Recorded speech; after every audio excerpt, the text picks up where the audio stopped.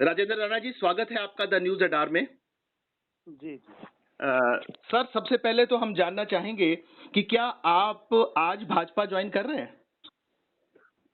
देखिए, अभी हमारी मंथन चल रहा है। हमारी मीटिंग अभी होने वाली है 11 साढ़े 11 बजे। जी।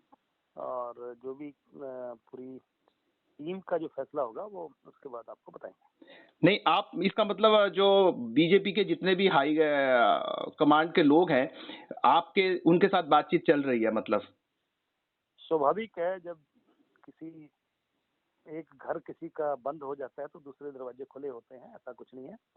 तो स्वाभाविक है, चर्चाएं चल रही हैं। तो राजेंद्र राणा जी, ये बगावत की नौबत आ क्यों गई वैसे?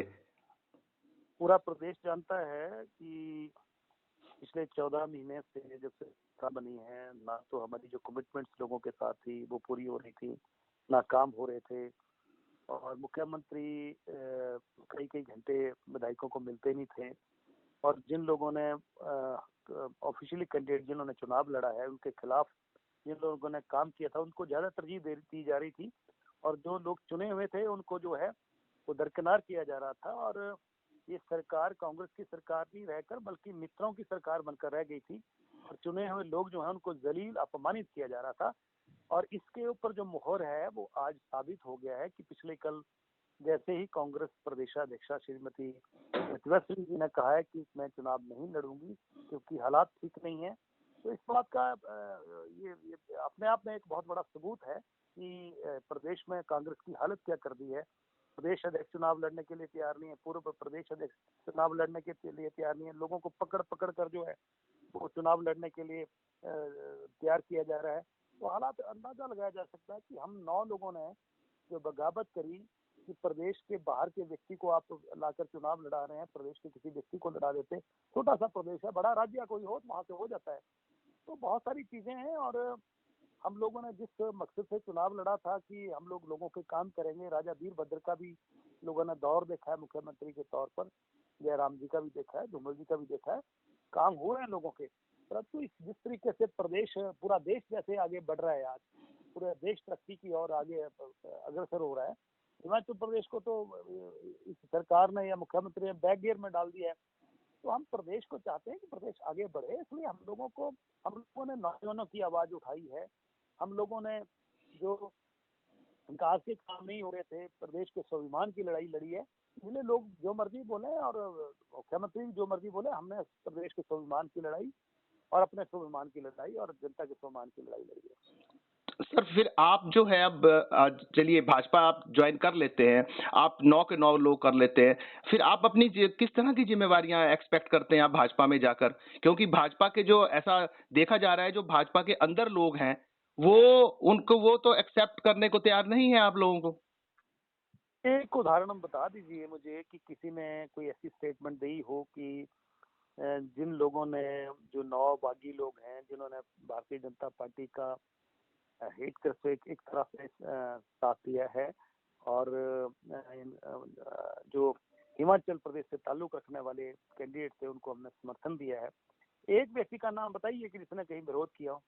नहीं, वैसे भी जोर नहीं है, लेकिन अंदर खाते जो बातचीत चल रही है सर, उसमें जो भाजपा के लोगों में अब डर ये हो गया है कि देर जिसे कहते हैं ना कि एक ज्यादा ज्यादा लोग आ गए हैं, they are suffering from many people, plenty हो गए हैं कि ज्यादा हो जाएंगे तो हमारा भविष्य खतरे में पड़ जाएगा, इतने ज्यादा अंदर लोग आ जाएंगे तो।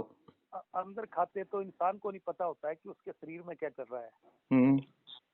जो चीजें होती है वो समक्ष होती हैं कि किसी ने कोई विरोध किया है, वो उस आदमी का नाम बताइए कि भारतीय जनता पार्टी के किसी भी एक व्यक्ति ने कोई पब्लिकली कोई स्टेटमेंट दी हो कि भाई हम लोग इसका विरोध करते हैं, वो बताइए। अदरवाइज अंदर खाते क्या चल रहा है, अंदर खाते तो आदमी को अपने शरीर का भी पता नहीं होता कि अंदर क्या चल रहा है।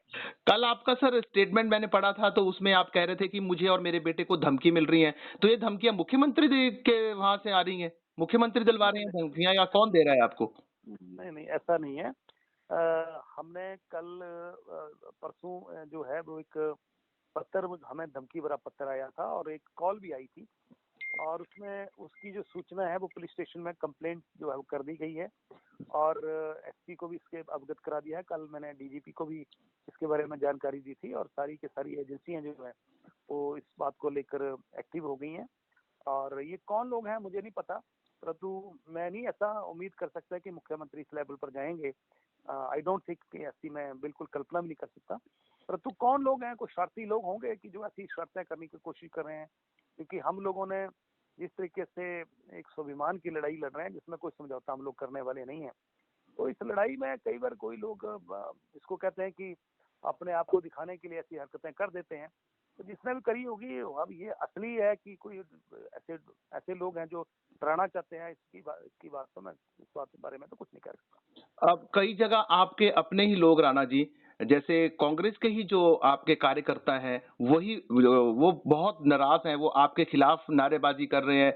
आप देखिए जैसे ये अपने सुधीर शर्मा, इनके खिलाफ पोस्टर्स वगैरह लगाए जा रहे हैं। तो आप जो 6 लोग हैं जो कांग्रेस से जिन्होंने बगावत की थी, उनके लिए आगे चीजें मुश्किल नहीं हो गई हैं? जैसे रवि ठाकुर के लिए भी काफी चीजें मुश्किल हो गई हैं। तो वो आप अपने कार्यकर्ताओं को कैसे इस बात को समझाएंगे कि ये मजबूरियां थी, और वो समझ तो रहे नहीं है वो?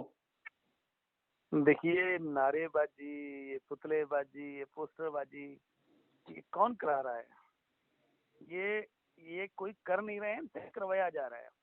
आज प्रतिभा सिंह जी ने अगर ये बात कही है कि मैं चुनाव नहीं लड़ूंगा क्योंकि प्रदेश में कांग्रेस की हालत ठीक नहीं है, जिन कार्यकर्ताओं ने सरकार लाई थी उन लोगों के काम नहीं हुए, वो घर में बैठे हैं, निराश हैं। तो इस बात से क्या आंकलन लगाया जा सकता है? ये बात इस बात में आप में एक इशारा है, सबूत है कि प्रदेश में जो है मुख्यमंत्री के इस नेतृत्व में कांग्रेस की दशा क्या हुई। ताश की पत्तों की तरह तो कांग्रेस बिखर चुकी है।